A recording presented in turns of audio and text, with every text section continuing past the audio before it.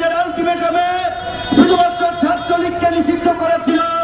আমরা পরিষ্কারভাবেই গত ফেব্রুয়ারিতে প্রত্যেক জেলা থেকে প্রধান উপদেষ্টা বরাবর ডিসিদের মাধ্যমে 5ই ফেব্রুয়ারি আওয়ামী লীগ নিষিদ্ধ সহ গত 16 বছরের লুটপাটকারীদের বিচারের দাবিতে স্মারকলিপি দিয়েছিলাম।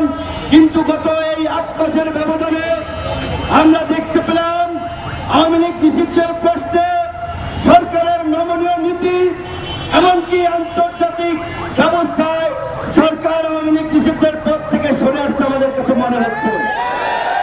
আপনারা জানলে হবেন আমাদের 3 জন উপদেষ্টা আমেরিকান এম্বাসিতে গিয়ে মিটিং করে আমরা মাহফুজ সহ ওই 3 জন উপদেষ্টার কাছে জানতে চাই আমেরিকান এম্বাসিতে আপনাদের কি মিটিং হয়েছিল। এই দেশের জনগণের আবেগ নিয়ে, সেন্টিমেন্ট নিয়ে আপনারা খেলবেন না।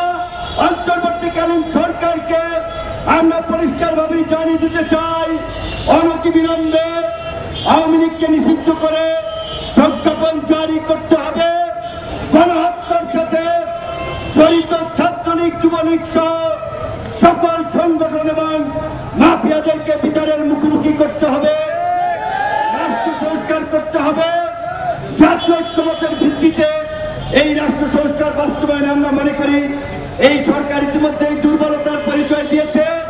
আমরা মনে করি জাতীয় সরকার গঠন ছাড়া এই ভৌগোলিক রাজনৈতিক সংকট উত্তরণ সম্ভব নয়।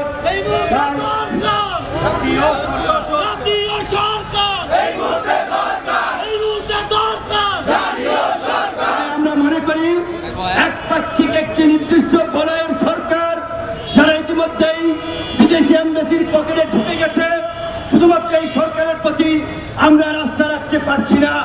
আমাদের পরিষ্কার কথা, ছাত্র জনতার গণ অভ্যুত্থানের স্পিডের যে মূল দাবি, সেই আওয়ামী ফ্যাসিবাদকে নিষিদ্ধ করে এই অন্তর্বর্তীকালীন সরকারকে জাতীয় সরকারের রূপ দিয়ে ছাত্র জনতার জুলাইয়ের আকাঙ্ক্ষার বাস্তবায়নে কাজ করতে হবে।